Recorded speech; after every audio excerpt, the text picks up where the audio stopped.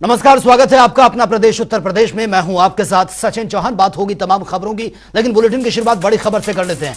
ये बड़ी खबर सामने आ रही है। 3 दिवसीय दौरे पर हैं रक्षा मंत्री राजनाथ सिंह और खुर्रमनगर ओवरब्रिज का निरीक्षण भी वो करेंगे। और इसी के साथ ही रक्षा मंत्री ने विकास कार्यों का बाकायदा जायजा लिया है। तस्वीरें आपके सामने, और यहां पर पहुंचे हैं। विकास कार्यों को लेकर दिशा निर्देश भी इन्होंने दिए हैं कि किस गति से काम हो रहा है और कैसे इसको गति दी जाए। तो खुर्रमनगर ओवरब्रिज का निरीक्षण भी ये किया है रक्षा मंत्री ने। विकास कार्यों का खुद जायजा लिया है, ग्राउंड पर वो पहुंचे हैं, अधिकारियों से बातचीत भी की है और किस तरीके से विकास कार्यों को और गति देनी है इसको लेकर दिशा निर्देश भी दिए हैं। और वहीं लखनऊ दौरे पर रक्षा मंत्री राजनाथ सिंह दौरे के दूसरे दिन गोमती नगर रेल टर्मिनल का जायजा उन्होंने लिया है। उन्होंने कहा कि लखनऊ के विकास कार्यों से मैं पूरी तरह से संतुष्ट हूं।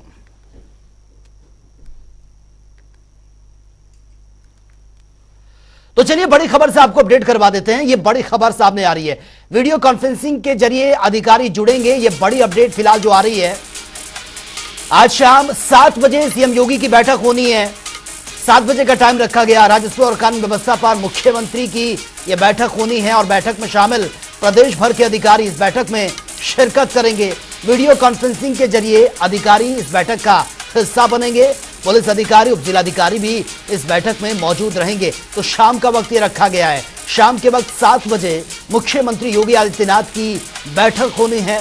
राजस्व और कानून व्यवस्था पर तमाम अधिकारी इस बैठक में जुड़ेंगे, इस बैठक का हिस्सा बनेंगे और विचार विमर्श मंथन इस बैठक में किया जाएगा।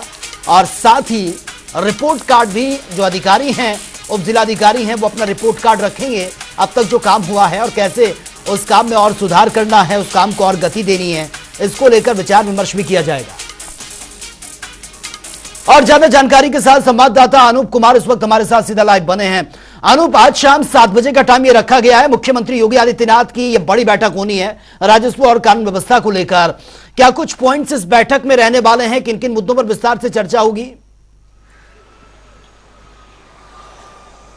देखिए, आपने पिछले उसमें देखा होगा कि कानून व्यवस्था को लेकर मुख्यमंत्री योगी आदित्यनाथ ने बैठक ली थी। उसके बाद जो आईजीआरएस में तमाम जिले जो फिसड्डी थे उन पर तलवार लटकी थी। उसके बाद जिला प्रशासन या डीएम की बात करें या कप्तानों की बात करें, वो बदले गए थे। अब उनके ट्रांसफर के बाद एक बार मुख्यमंत्री योगी आदित्यनाथ सभी की बैठक एक साथ ले रहे हैं। इस बैठक की खास बात यह है कि सभी जिलों के कप्तान और डीएम के साथ साथ राजस्व विभाग की भी बैठक इस बार एक साथ में ले रहे हैं, क्योंकि तमाम जो आईजीआरएस की बात करें या फिर मुख्यमंत्री के यहाँ शिकायत, सबसे ज्यादा जो शिकायतें आ रही हैं वो कानून व्यवस्था को लेकर हैं, राजस्व विभाग की हैं। और यही वजह है कि मुख्यमंत्री योगी आदित्यनाथ आज सभी अधिकारियों को एक साथ बैठक ले रहे ताकि एक दूसरे पर आरोप न लगाने पावे। और लगातार मुख्यमंत्री योगी आदित्यनाथ इस मामले पर निर्देश देते नजर आए, क्योंकि लगातार पिछले दिनों देखा गया है कि तमाम जिले उत्तर प्रदेश के ऐसे थे जो मुख्यमंत्री पोर्टल पर शिकायतें दर्ज हुई थी, उनमें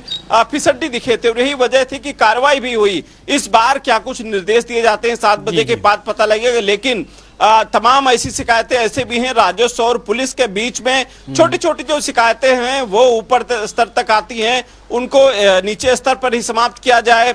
कानून व्यवस्था के साथ कोई भी समझौता नहीं किया जाएगा।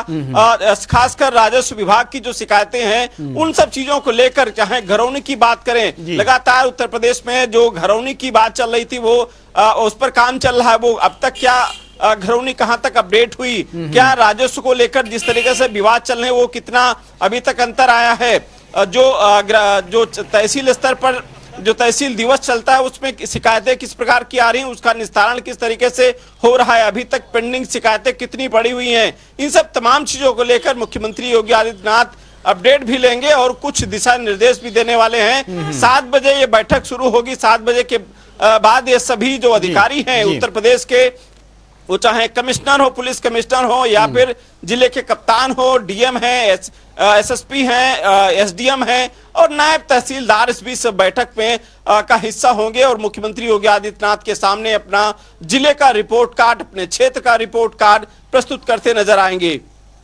बिल्कुल अनूप, लेकिन योगी सरकार जानी जाती है गुंडों, माफियाओं और जो दबंग टाइप के जो लोग हैं उनको उन्हीं की भाषा में जवाब देने के लिए। और कई बार जो विपक्ष है वो लगातार सवाल भी उठाता है कानून व्यवस्था को लेकर। लेकिन आज जिस तरह से राजस्व और कानून व्यवस्था पर यह बैठक हो रही है, क्या आपको लगता है कि आज बड़ा फेरबदल हो सकता है, बड़े फैसले लिए जा सकते हैं? देखिए, ये बैठक हालांकि यार राजस्व और कानून व्यवस्था दोनों एक साथ है, तीसरा जिला प्रशासन की भी साथ में बैठक है। और ये समाज का सबसे बड़ा अगर देखा जाए तबका, क्योंकि राजस्व विभाग से जुड़ा होता है या फिर कानून व्यवस्था से जुड़ा होता है, ये सब जिला प्रशासन से जुड़ा होता है। तो ये अलग अलग बैठकें भी लगातार मुख्यमंत्री योगी आदित्यनाथ करते रहते हैं। लेकिन आज की जो बैठक है, क्योंकि आज कोई बीच में बहाना नहीं चलेगा, एक दूसरे पर टालने का काम नहीं हो पाएगा, क्योंकि सभी अधिकारी उस समय एक उसमें के साथ साथ जुड़े होंगे। लखनऊ से मुख्यमंत्री योगी आदित्यनाथ के साथ मुख्य सचिव भी दुर्गा शंकर भी बैठे होंगे, एसीएस होम संजय प्रसाद भी बैठे होंगे, तमाम अधिकारी भी, डीजीपी विजय कुमार और ADG special DG Prashant Kumar भी यहाँ से बैठे होंगे, उसके साथ में पूरे अधिकारी होंगे। तो कुल मिला के कहा जा सकता है कि आज जिला प्रशासन, राजस्व विभाग और पुलिस विभाग के सारे अफसर आज वहां पर इस बैठक में उपस्थित होंगे और तमाम जो शिकायतें आ रही हैं उनको देकर तो बातचीत होएगी। लेकिन अब तक का रिपोर्ट कार्ड और आगे इस रिपोर्ट कार्ड के माध्यम से कितनी मार्किंग मिली, ताकि आगे उस पर क्या कार्रवाई होने वाली है। तमाम जो फिसड्डी जिले हैं उन पर कार्रवाई भी हो सकती है। तमाम ऐसे जिले हैं जो काम में पीछे रहे, उन पर कहीं ना कहीं तलवार जरूर लटक रही है। ठीक है, चलिए अनु, बहुत बहुत शुक्रिया फिलहाल आपका तमाम जानकारी के लिए। तो चलिए आगे बढ़ेंगे इस वक्त एक और बड़ी खबर के साथ, और ये बड़ी खबर सामने आ रही है, ये बड़ी खबर आप तक पहुंचा रहे हैं। तो ये बड़ी अपडेट, योगी सरकार ने कैबिनेट बैठक बुलाई है 19 सितंबर को। ये बैठक होनी है 19 सितंबर को, ये बैठक होगी कैबिनेट की बैठक, और कई अहम मुद्दों पर चर्चा इस बैठक में हो सकती है। तो मुख्यमंत्री की अध्यक्षता में यह बैठक होनी है, कैबिनेट बैठक, जिसमें कई अहम मुद्दे ऐसे हैं जिस पर विस्तार से चर्चा हो सकती है। तो 19 सितंबर को यह बैठक होगी, इसकी जो डेट है वो फाइनल कर दी गई है। 19 सितंबर को कैबिनेट की बैठक ये होनी है मुख्यमंत्री की अध्यक्षता में।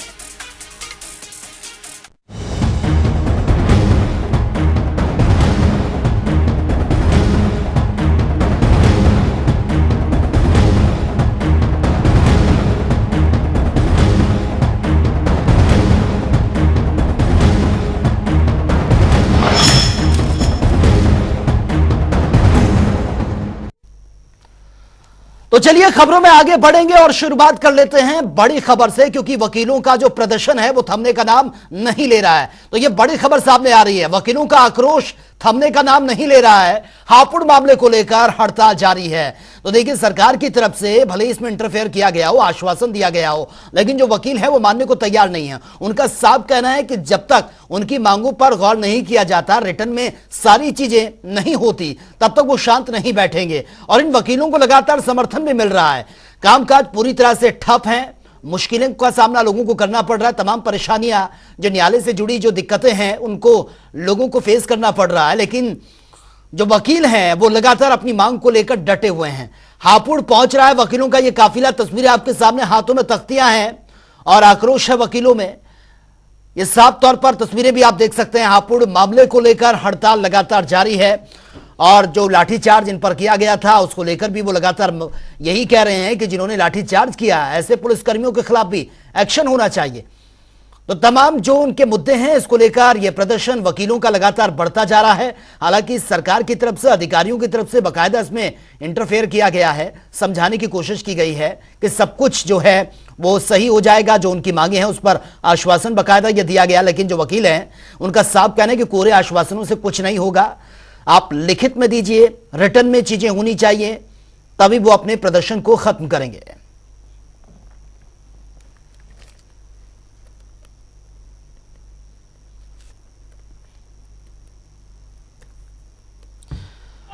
और हमारे साथ लखनऊ से तौकीर किदवई इस वक्त सीधा लाइव बने हैं, और हापुड़ से अमन त्यागी भी हमारे साथ सीधा लाइव बने हैं। सबसे पहले तौकीर, आपके पास मैं आना चाहूंगा, लखनऊ में फिलहाल किस तरह की तस्वीरें देखने को मिल रही हैं? क्योंकि हम देख रहे हैं कि जो वकील हैं उनका जो प्रदर्शन है वो लगातार उग्र होता जा रहा है।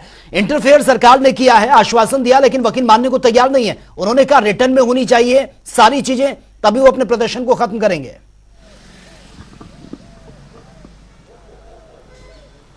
देखिए ये मामला आज 15 दिन से ज्यादा का हो गया है। सबसे बड़ी बात यह है कि इसमें अब वकीलों के बीच दो फाड़ नजर आ रहे हैं। यूपी बार के जो पदाधिकारी हैं वो सरकार के नुमाइंदों के साथ बैठे थे, जिसमें एडीजी प्रशांत कुमार और एसीएस संजय प्रसाद भी शामिल थे। रात में ऐलान किया गया कि सभी मांगे पूरी कर ली गई हैं और अब हड़ताल खत्म की जा रही है। लेकिन सुबह जो लखनऊ बार के जो अधिकारी थे उन्होंने ऐलान किया कि अभी किसी बात की सहमति नहीं बनी है और लखनऊ के अलग अलग जो बार्स हैं उनके बीच अभी कोई तरह की सहमति नहीं है। और यहाँ तक कि हापुड़ जो बार एसोसिएशन है उसने भी ऐलान किया कि वो अभी हड़ताल को वापस नहीं ले रहे हैं और हड़ताल पे बने रहेंगे। कुछ घंटे बाद ही हापुड़ जो बार एसोसिएशन है उसकी तरफ से लेटर जारी कर दिया गया। आज भी यही देखने को मिला। यूपी बार के जो पदाधिकारी हैं वो थोड़ा बैकफुट पर नजर आ रहे हैं। जी जी। लेकिन अब जो हापुड़ बार है, लखनऊ बार है, इन सभी लोग अभी तक अपनी मांगों पर अड़े हुए हैं। इनका कहना है कि एडिशनल एसपी चाहे सीओ और इंस्पेक्टर को हटा दिया गया उस जिले से, लेकिन अभी तक ना तो कोई मुआवजे का ऐलान किया गया है, ना एडवोकेट प्रोटेक्शन एक्ट पे बात की गई है और इसके अलावा जो दोषी पुलिसकर्मी थे उन पर भी कोई कार्रवाई नहीं की गई है। तो अभी ऐसी कई मांगे हैं जिनको लेकर भी अधिवक्ता अड़े हुए हैं। सबसे बड़ी बात यह भी है कि लखनऊ और हापुड़ खासकर इस पूरी मुहिम में सबसे आगे नजर आ रहे हैं। आज भी अधिवक्ताओं की एक बड़ी भीड़ जो है लखनऊ से हापुड़ पहुंची है। उनके काफिले को कई जगह रोकने का प्रयास भी किया गया, लेकिन बताया जा रहा है कि वो सुबह ही हापुड़ के लिए रवाना हो गए। आपके पास मैं आऊंगा, आप बने रहिए हमारे साथ। हापुड़ से अमन त्यागी भी हमारे साथ बने हुए हैं। अमन, वकीलों का जो काफिला है वो लगातार हापुड़ की तरफ बढ़ रहा है, समर्थन उनको मिल रहा है भारी तादाद में। जिस तरह से तौकीर बता रहे हैं कि उनको रोकने की कोशिश भी की जा रही है। फिलहाल इस वक्त हापुड़ में किस तरह की तस्वीरें देखने को मिल रही हैं, क्योंकि जो वकील हैं वो मानने को तैयार नहीं है, ये लगातार प्रदर्शन बढ़ता जा रहा है। मैं बता दूं कि आज लाठीचार्ज मामले को 19 दिन पूर्ण हो चुके हैं और लगातार आज भी अधिवक्ता अपने धरने पर बैठे हुए हैं, क्योंकि उनका यही कहना है कि जब तक सही से कार्रवाई नहीं की जाती कि ये कोई समाधान नहीं है। एडिशनल एसपी का बरेली ट्रांसफर कर दिया जाए और सीओ सहारनपुर भेजे गए और जो एसएचओ थे उनको मेरठ यहाँ से भेज दिया गया है, लेकिन ये समाधान नहीं है, क्योंकि बीजेपी सरकार जो है केवल जुमले करती है। जब तक हमें लिखित में कोई ठोस सबूत नहीं दे देती तब तक हम धरना अपना स्थगित नहीं करेंगे।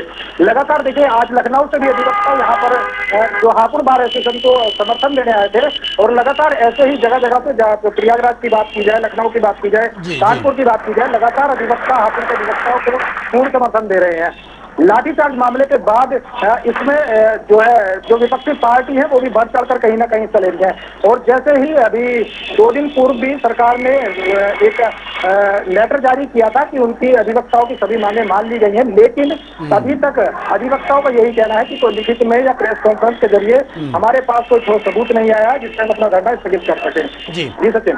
बिल्कुल अमन, लेकिन जिस तरह से हापुड़ की तरफ बढ़ रहे हैं, समर्थन इनको मिल रहा है और ये कार्रवाई की भी बात कर रहे हैं कि जिन्होंने लाठीचार्ज किया उनके खिलाफ एक्शन भी लिया जाए, लेकिन आपको लग रहा है कि कोई बीच का रास्ता निकल सकता है, क्योंकि कामकाज ठप पड़ा है, लोगों को परेशानी का सामना करना पड़ रहा है? बिल्कुल सचिन, देखिए मैं आपको बता दूं कि जैसे ही ये मामला लाठीचार्ज का मामला आज 19 दिन पूर्ण हो चुके हैं, तो कहीं ना कहीं ये लग रहा है कि विपक्षी पार्टी जो जोरों शोरों से जो है इसमें हिस्सा ले रही है, इसी वजह से ये धरना अब तक चल रहा है। हालांकि देखिए, यूपी बार एसोसिएशन के उपाध्यक्ष अनुराग पांडे ने भी एक लेटर जारी किया था और लेटर जारी करने के बाद उन्होंने अधिवक्ताओं से यही अपील की थी कि उनका जो उनकी मांगे थी वो पूर्ण रूप से मान ली गई हैं, लेकिन अधिवक्ता उस चीज पर विश्वास नहीं कर रहे हैं। अधिवक्ताओं का यही कहना है कि जब तक पूर्ण तरह से कार्रवाई नहीं हो जाती, हापुड़ एसपी और डीएम को यहाँ से ट्रांसफर नहीं कर दिया जाता, तब तक वो अपना धरना स्थगित नहीं करेंगे। हालांकि देखिए, जो आज लखनऊ से जो अधिवक्ता भी आए थे उनको भी जगह जगह पुलिस ने रोकने की कोशिश की थी, लेकिन किसी भी तरह करके वो हापुड़ अधिवक्ताओं को अपना समर्थन देने पहुंचे हैं। ठीक है अमन, आप बने रहिए हमारे साथ। तौकीर किदवई भी लखनऊ से हमारे साथ लाइव बने हुए हैं। तौकीर, फिलहाल ये मामला थमता हुआ नजर नहीं आ रहा है, लंबा टाइम हो चुका है, अब तक सिर्फ नेगोशिएशन हो रहा है लेकिन समाधान नहीं हो रहा है। क्या आपको लगता है कि इस तरीके से अगर ये चीजें बढ़ती रहेंगी तो नुकसान तो हो ही रहा है, आम जनता भी परेशान है, अब इसमें कोई एक बड़ा एक्शन सरकार की तरफ से लिया जा सकता है या कोई मिल बैठकर कोई बातचीत इसमें समाधान निकलता हुआ नजर आ रहा है? ऐसा लग रहा है आपको, क्योंकि ये जो संख्या है वकीलों की, समर्थन मिल रहा है या आगे बढ़ते ही जा रहे हैं, पुलिस भले ही रोकने की कोशिश कर रही है लेकिन अभी कोई पॉजिटिव वे में जाते भी ये चीजें नजर नहीं आ रही हैं। ऐसा लग रहा है कि वकील अब आर पार की लड़ाई के मूड में है। तौकीर, देखिए, इसमें 30 से ज्यादा ऐसे वकील हैं हापुड़ के जो एडमिट हैं, जिनको भर्ती कराया गया था, जिनको चोटें आई थी। अब उस तरह की तस्वीरें सोशल मीडिया पे भी वायरल हैं। कई ऐसे अधिवक्ता के ग्रुप हैं व्हाट्सएप के, जहां पर उन तस्वीरों को डाला गया और बताया गया कि देखिए किस तरह से अत्याचार किया गया था, पुलिस तरफ से लाठीचार्ज की गई थी, और इसके बदले में जो उनके पदाधिकारी हैं, यानी कि यूपी बार के जो पदाधिकारी हैं, वो हथियार डाल रहे हैं सरकार के सामने। लेकिन जो लखनऊ बार है और हापुड़ बार है, उसने साफ तौर पर कहा है कि वो हथियार नहीं डालेंगे। वो इस लड़ाई को आर या पार की तो नौबत पे ले जा रहे हैं। उनका कहना है कि डीएम और एसपी को आखिर क्यों नहीं हटाया जा रहा है, सरकार की ऐसी क्या जरूरत है कि यही दो अधिकारी यहां पर जमे हुए हैं, जबकि अधिवक्ताओं पे लाठी चलाने का जो आदेश है वो डीएम और एसपी की तरफ से दिया गया था। और इसके अलावा जो कोर्ट, आपने पूछा कि ये मामला हल कैसे होगा, तो आपको बता दें कि ये मामला हाईकोर्ट के संज्ञान में भी है। हाईकोर्ट ने भी इस मामले की सुनवाई शुरू कर दी है। सरकार से भी जवाब मांगा है, दस्तावेज मांगे गए हैं, वकीलों की तरफ से भी सबूत मांगे गए हैं। जो लाठीचार्ज है, जिसमें घायल हुए हैं लोग, उनके भी दस्तावेज मांगे गए हैं। और दूसरी बात यह है कि वकीलों पर पुलिस ने एफआईआर दर्ज की थी, लेकिन बाद में जब दबाव बना तो वकीलों की तरफ से जो एफआईआर की तहरीर दी गई थी, उसमें पुलिसकर्मियों के खिलाफ भी मुकदमा दर्ज किया गया। अब देखना यह है कि जो डीएम और एसपी को हटाने की जो मांग है फिलहाल, और जो एडवोकेट प्रोटेक्शन एक्ट की बात की जा रही है, एडवोकेट प्रोटेक्शन एक्ट के लिए तो कमेटी का गठन किया गया सरकार की तरफ से, और कहा गया है कि कमेटी की रिपोर्ट आने के बाद रिपोर्ट के आधार पर ही इसको लागू किया जाएगा। लेकिन जो डीएम और एसपी की बात है, उस पर सभी पदाधिकारी अड़े हुए हैं। लेकिन जो यूपी बार और लखनऊ बार की बात की जाए तो फिलहाल यूपी बार से बहुत संतुष्ट अधिवक्ता नजर नहीं आ रहे हैं। ठीक है, चलिए तौकीर और अमन, बहुत बहुत शुक्रिया फिलहाल आपका इस तमाम जानकारी के लिए। तो चलिए सीधा आपको ले चलते हैं जहां पर मुख्यमंत्री योगी आदित्यनाथ संबोधित कर रहे हैं। का नया उत्तर प्रदेश है, और ये नए भारत का नया उत्तर प्रदेश प्रधानमंत्री मोदी जी के विजन को प्रभावी ढंग से जमीनी धरातल पर उतारता है। आपने देखा होगा सन 2018 में हम लोगों ने उत्तर प्रदेश से परंपरागत उद्यम के लिए 1 डिस्ट्रिक्ट 1 प्रोडक्ट की योजना प्रारंभ की थी। 1 डिस्ट्रिक्ट 1 प्रोडक्ट की योजना उत्तर प्रदेश की एक अभिनव योजना थी। ये केवल प्रदेश के हुनर को एक प्लेटफॉर्म उपलब्ध कराने का नहीं था, उत्तर प्रदेश को निवेश के एक बेहतरीन गंतव्य के रूप में स्थापित करना भी था। और याद रखना, कोई भी बड़ा उद्यम, कोई बड़ा उद्योग तब तक सफल नहीं हो सकता जब तक कि एमएसएमई का एक बेहतरीन क्लस्टर उसके पास मौजूद न हो। और उत्तर प्रदेश इस दृष्टि से सौभाग्यशाली है कि एमएसएमई का एक बहुत बड़ा आधार उत्तर प्रदेश के पास परंपरागत रूप से था, लेकिन उपेक्षित था, बंदी के कगार पर था, दम तोड़ रहा था। और तब 2018 में प्रधानमंत्री मोदी जी की प्रेरणा से हम लोगों ने परंपरागत उद्यम को प्रोत्साहित करने के लिए 1 डिस्ट्रिक्ट 1 प्रोडक्ट की योजना प्रारंभ की। ये 1 डिस्ट्रिक्ट 1 प्रोडक्ट की इस योजना ने परंपरागत उद्यम में एक जान फूंकी, लाखों लोगों को इसके साथ रोजगार के साथ जोड़ने का कार्य किया। और देखते ही देखते 1 डिस्ट्रिक्ट 1 प्रोडक्ट की योजना पूरे देश की योजना बन गई। प्रधानमंत्री जी ने